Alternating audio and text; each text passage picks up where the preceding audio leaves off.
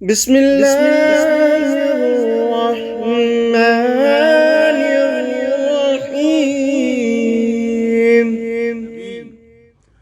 يا أيها الذين آمنوا صلوا عليه وسلموا تسليما. اللهم صل على سيدنا محمد وعلى آل سيدنا محمد وبارك وسلم. الصلاة والسلام عليك يا سيدي يا رسول الله وعلى آلك وأصحابك يا حبيب الله. الصلاة والسلام عليك يا سيدي يا رحمة للعالمين وعلى آلك وأصحابك يا شفيع المذنبين. انتہائی واجب الاحترام دوستو، بھائیوں، عزیزوں، عزیز بچوں، بہنوں اور بیٹیوں، السلام علیکم ورحمۃ اللہ وبرکاتہ۔ الحمدللہ ثم الحمدللہ، اللہ پاک کے پاک فضل و کرم، حضور نبی کریم صلی اللہ علیہ وسلم کی نگاہ عنایت سے ہم پھر ایک مرتبہ آمنے سامنے بیٹھے ہیں۔ اللہ ہمارا مل بیٹھنا قبول فرمائے۔ میرے عزیزو، قرآن مجید فرقان حمید، فرقان حمید اس لیے کہتے ہیں کہ یہ فرق کرتا ہے کہ خبیث کون ہے، طیب کون ہے، اچھا کون ہے، برا کون ہے، نیک کون ہے، برا کون، بد کون ہے۔ تو یہ تفریق کرتا ہے عقیدے کی بھی اور اعمال کی بھی۔ آج کی جن آیات کا انتخاب ہے وہ سورہ روم ہے، اور سورہ روم کا جو نمبر ہے صورتوں میں وہ ہے 30 انڈیکس میں 1 2 3 آیات صورت دیکھیں گے تو 30 نمبر نکالیں گے تو سورۃ روم نکل آئے گی۔ سپارہ 21 ہے اور آیات ہیں 1 سے لے کر کے 6 تک، 6 آیات ہیں، چھوٹی چھوٹی ہیں، لیکن اس کے اندر جتنے مفاہیم اور معانی ہیں وہ اللہ ہی جانتا ہے، یا اس کے بندے جانتے ہیں، یا اس کے نبی جانتے تھے صلی اللہ علیہ وسلم، یا وہ مسلمان جو غور و فکر کرتے ہیں۔ اچھا، غور و فکر کرنے والوں میں 2 لوگ ہوتے ہیں، ایک تو وہ ہوتے ہیں جو بڑے عالم ہوتے ہیں، فاضل ہوتے ہیں، ان کے لیے تو میرا درس بیکار ہے، وہ تو عالم فاضل لوگ ہیں۔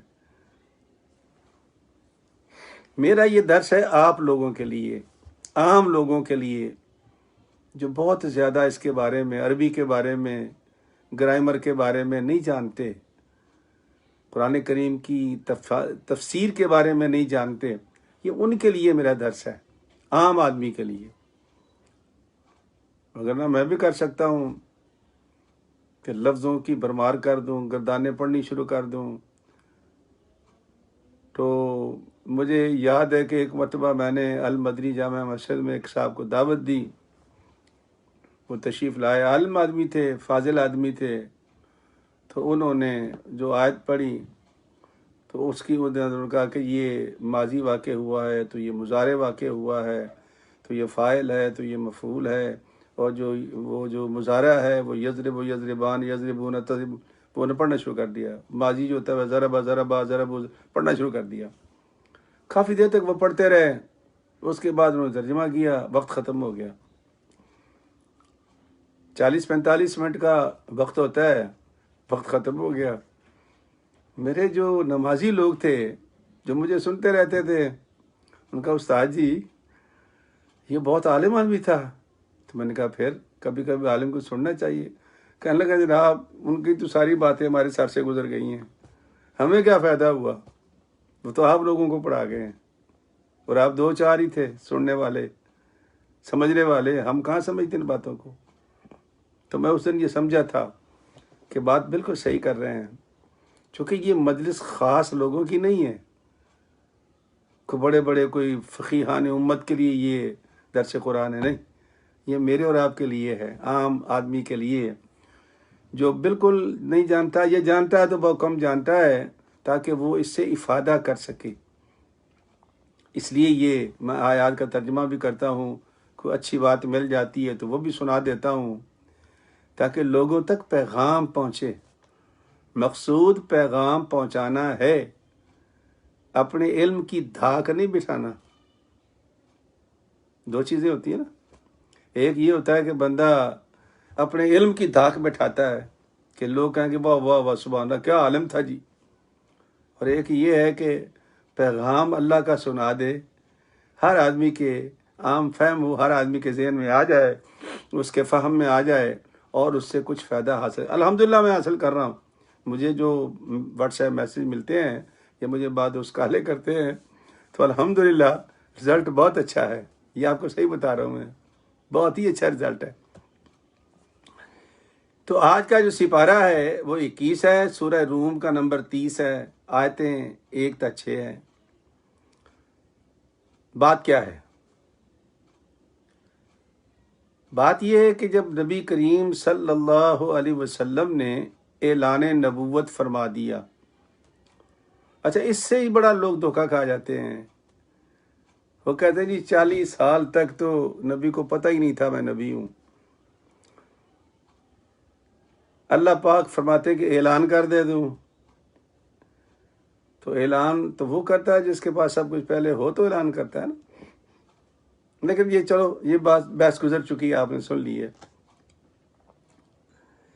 40 سال کی عمر پاک میں حکم ربی ہو گیا کہ محبوب آج تم بتا دو کہ میں اللہ کا پیغام بر ہوں اور اس کا فرستادہ ہوں، اور فرمایا وَأَنذِرْ عَشِيرَتَكَ الْأَقْرَبِينَ، محبوب لوگوں کو پہلے تبلیغ نہ کر، اپنے گھر سے شروع کر۔ کس سے شروع کر؟ اپنے گھر سے۔ وَأَنذِرْ عَشِيرَتَكَ الْأَقْرَبِينَ، ڈرا جو تیرے بڑے قریبی عزیز ہیں تیرے، ان کو۔ یہ پھر لمبی سیرت کی طرف بات چلی جائے گی، میں آپ کو سبق سنانا ہے آج کا۔ تو سرکار نے شروع کر دیا، اعلان ہو گیا، سرکار شروع ہو گئے۔ اب وہ کانا پھوسی رشتہ داروں میں چلنی شروع ہو گئی۔ سب سے زیادہ متاثر بھی تو خاندان کے لوگ ہوئے تھے نا۔ حسد بھی ہوتا ہے، اور وہ شریک جسے کہتے ہیں ہم لوگ، بنیادی طور پر وہ حسد ہوتا ہے، وگرنہ شریک کوئی نہیں ہوتا۔ شریک تو صرف وہ ہے جو آپ کے ساتھ پیدا ہوا ہے، وہ بھائی آپ کا شریک ہے، وہ جو آپ کے ساتھ پیدا ہوا، لیکن وہ شریک کن معنوں میں ہے؟ آپ کے کاموں میں، آپ کی وراثت میں، آپ کے ماں باپ میں وہ شریک ہے، لیکن ہم اور طرح کا شریک لیتے ہیں۔ تو سرکار دو عالم صلی اللہ علیہ وسلم کے خلاف کانا پھوسی شروع ہو گئی، اور سب سے زیادہ مرکز تو وہ حرم کعبہ تھا کہ فارغ ہو کے کھانا کھا کے سارے ادھر بیٹھ جاتے تھے، کوئی شاعری کر رہا ہوتا تھا، کوئی گپے مار رہا ہوتا تھا، کوئی کچھ کرتا تھا، کوئی کچھ کرتا تھا، تو حرم آباد ہوتا تھا، ہر آدمی اپنا فارغ ٹائم گزارنے کے لیے حرم کعبہ میں۔ لڑائی ہو رہی تھی 2 بڑی قوموں کی، یعنی کسرا اور قیصر کی، یعنی فارسیوں کی اور رومیوں کی لڑائی ہو رہی تھی۔ اب جو مشرکین مکہ تھے وہ کہتے تھے کہ ہمارا خیال یہ ہے کہ فارسی جیت جائیں گے۔ کیوں جیت جائیں گے بھائی؟ کہا کہ وہ آگ کی پوجا کرتے ہیں نا، وہ خدا کو تو نہیں مانتے، تو آگ کی پوجا کریں یا بت کی پوجا کریں ایک ہی چیز ہے، لہذا وہ ہماری طرح کے ہیں، بقول تمہارے وہ مشرک ہیں، جو 4 مسلمان تھے، صدیق اکبر رضی اللہ تعالیٰ عنہ جیسے. ہمارا خیال یہ ہے کہ فارسی جیت جائیں گے. اللہ کا کرنا ایسا ہوا کہ جو 2 بندے کسریٰ نے بھیجے تھے، شہرزاد اور فرخان، یہ 2 بھائی تھے اور جنگجو تھے. یہ 2 بھائی بھیجے تھے.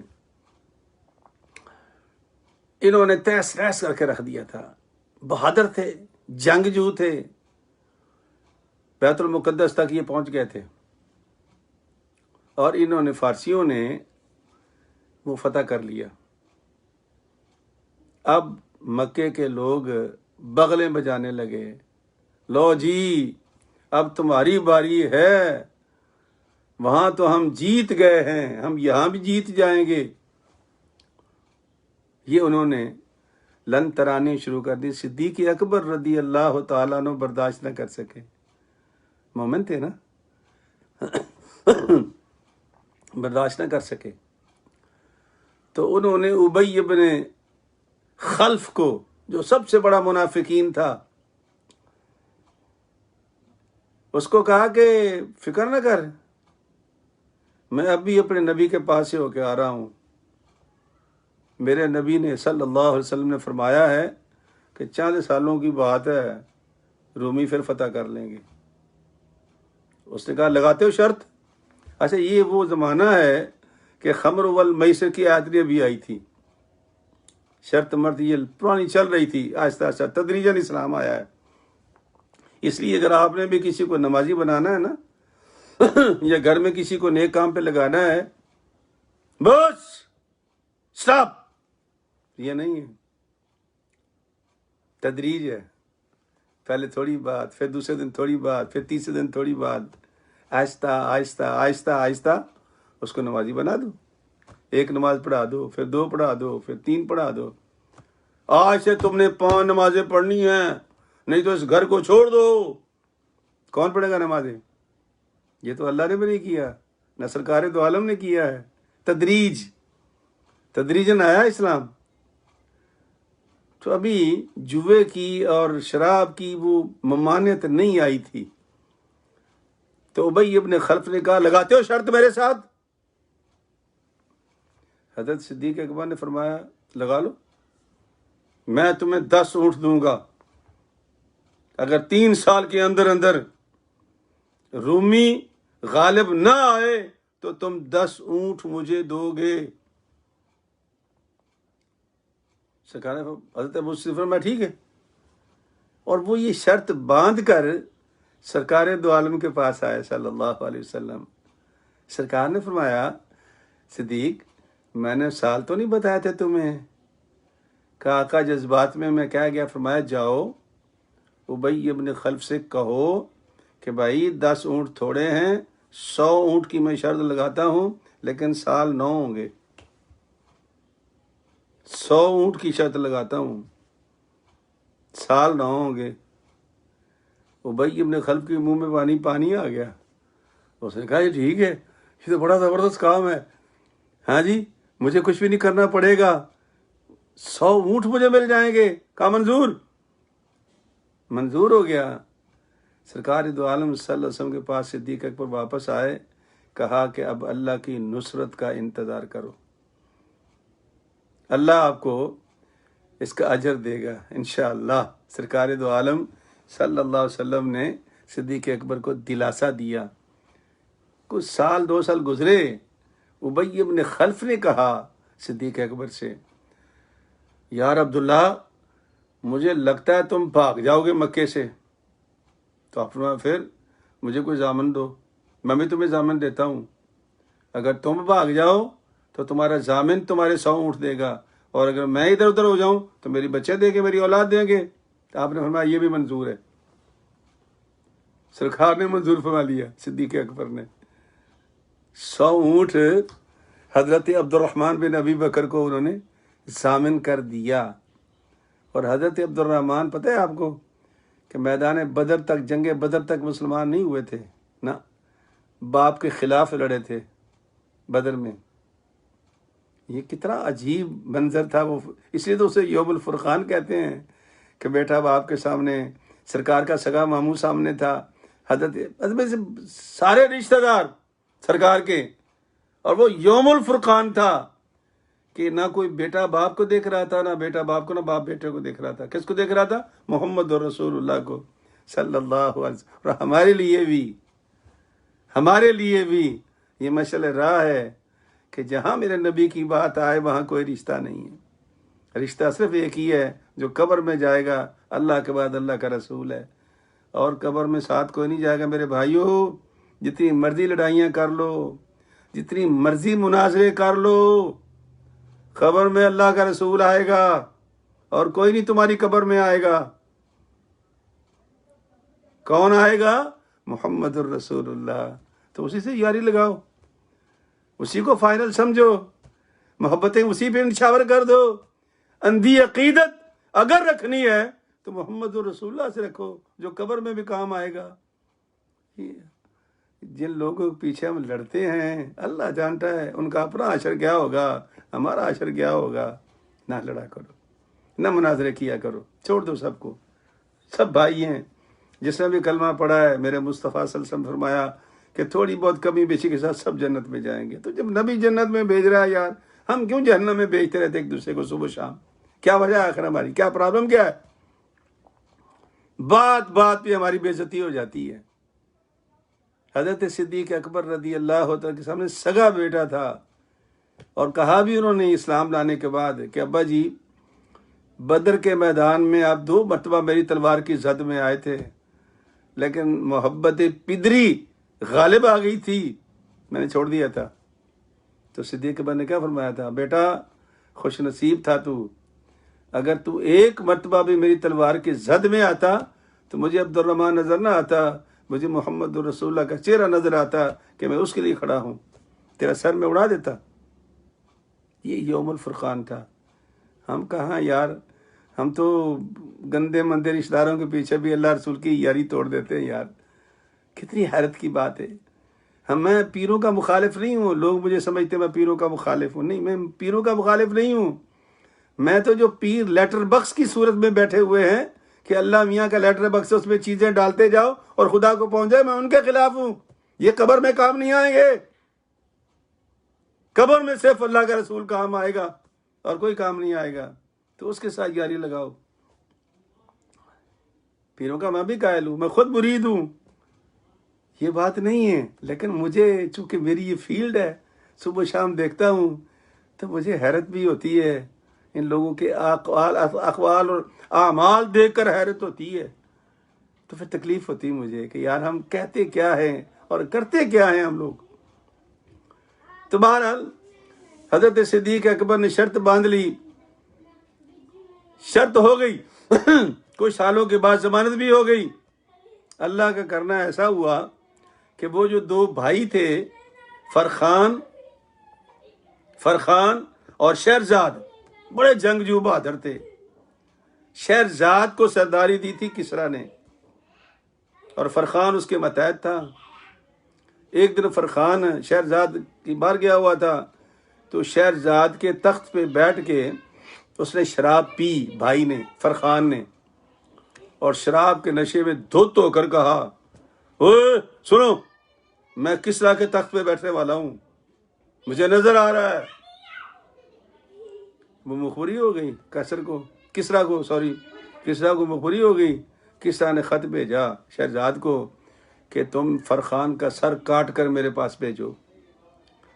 تو وہ بھائی تھا اور جنگجو ساتھ تھا، جس کی وجہ سے اس نے دنیا زبر کر دی تھی ان کی رومیوں کی، وہ کیسے اس کو قتل کر دیتا۔ تو اس نے خط لکھا کہ میں یہ نہیں کر سکتا، یہ بہت جنگجو آدمی ہے۔ اس نے پھر خط لکھا، میرے پاس بڑے جنگجو ہیں، اس کو کر دو قتل۔ اس نے کہا میں نہیں کر سکتا۔ پھر تیسرا خط لکھا، جب تیسرے بھی نہیں مانا تو اس نے خاموشی سے ایک ہرکارا بھیجا فرخان کو، اور اس کو بھیجا شہرزاد کو کہ میں تمہیں معطل کر رہا ہوں، اور آج باغ ڈور ساری اس کے ہاتھ میں دے دو بھائی کے، اور تم معطل ہو۔ فرخان بیٹھ گیا جس دن فرخان بیٹھا تابع داری کر لی اس کو بھی خط بھیج دیا۔ اب ایسا کرو کہ تم شہرزاد کے سر کاٹ کر میرے پاس بھیجو۔ وہ چونکہ بلا کا شراب نوش تھا تو اس نے بلا لیا بھائی کو قتل کرنے کے لیے۔ تو بھائی نے کہا ذرا ٹھہر جاؤ، میں تھوڑی سی وصیت لکھ لوں۔ تو وصیت کے بہانے اس نے اپنا بستہ کھولا، بستہ کھول کے اس نے وہ 3 خط جو کسرا کے آئے ہوئے تھے وہ بھائی کے سامنے رکھ دیے، کہنے لگا ان کو پڑھ لو، اگر پڑھ کے بھی تم مجھے قتل کرنا چاہتے ہو تو میرا خون تیرے لیے حلال ہے۔ بھائی نے جب تینوں خط پڑھے تو اس کی تو طوطے اڑ گئے۔ اس نے کہا بھائی مجھے معاف کر دو، ایک چال تھی، یہ اپنا تخت واپس پکڑو، اپنی کمان واپس پکڑو، میں آپ کے متحد ہی لڑتا رہوں گا۔ اس وقت شہرزاد کو احساس ہوا کہ اگر یہ ہم دونوں بھائیوں کو مروا دیتا ہے اور جس طرح اس نے چال چلی تھی ہماری تو پیچھے مار رو جاتی، پیچھے بیچاری جو بیٹھی ہمارے انتظار میں ہے، اور یہ کیسا آدمی ہے کہ ہم نے اس کے لیے دنیا بنائی ہے اور یہ ہماری جان کے در پہ ہے۔ تو پھر کیسر روم کو قسطنطین، یہ قسطنطین جو ہے نا آخری ان کا ہرقل تھا، وہ اس کا نام کیا اس کو کہتے جی، کیسر آخری کیسر تھا ان کا، قسطنطین جس کے نام پہ یہ قسطنطنیہ ہے، یہ اسی کے نام پہ ہے۔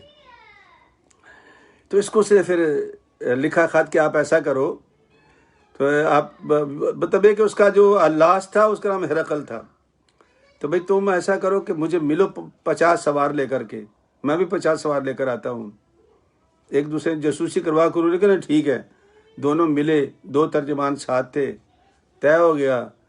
فرخان اور شہرزاد نے کہا کہ اب ہم کسرا کے سپاہی نہیں ہیں، اب ہم کیسر کے سپاہی ہیں، فوج ہمارے ساتھ ہے، اب ہم ان ایرانیوں کو بڑا غرق کریں گے، پہلے تمہارا کیا تھا اب اس کا کر دیں گے، تم ہمارے ساتھ رہو۔ انہوں نے دونوں، وہ جو ترجمان تھے، اپنے اپنے خنجر سے دونوں مار دیے تاکہ کسی تیسرے کو پتہ نہ چلے کیا پیکٹ ہوا ہے۔ تو یوں کیسر جو تھا وہ کامیاب ہو گیا، ادھر بدر میں مسلمانوں کو فتح ہوئی اور ادھر کیسر روم نے اپنا سارا ملک واپس لے لیا۔ تو اللہ تبارک و تعالیٰ کے پاک پیغمبر کی پیشین گوئی جو اس صورت میں ہوئی تھی وہ پوری ہو گئی، اور یہ 7 سال گزرے تھے، 9 سال پورے نہیں ہوئے تھے، 7 سال میں ہی ہو گئی تھی۔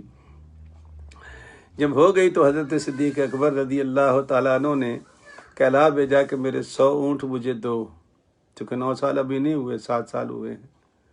حضرت عبد الرحمن کی معرفت ان کو 100 اونٹ مل گئے، سرکار کی بارگاہ میں لائے گئے۔ آپ فرمایا ھذا مال السحت، اس کو صدقہ کر دو، نہیں اس کو صدقہ کر دو۔ تو سرکار نے قبول نہیں کیا اور سب اس کو صدقہ کروا دیا صدیق اکبر کو۔ تو میرے بھائیوں، یہ سارا واقعہ ہے جس کے پیش نظر یہ آیات اتری ہیں۔ اب ان کا ترجمہ سماعت فرما لیں۔ اللہ فرماتے ہیں کہ الف لام میم، آپ جانتے ہی ہیں اس کا ترجمہ الف لام میم ہی ہے۔ غلبت الروم، مغلوب ہو گئے روم، ہار گئے اہل روم، فی ادنى الارض، نزدیک کے ملک میں، وَهُمْ مِنْ بَعْدِ غَلَبِهِمْ سَيَغْلِبُونَ، وہ اپنے مغلوب ہونے کے بعد عنقریب غالب آ جائیں گے۔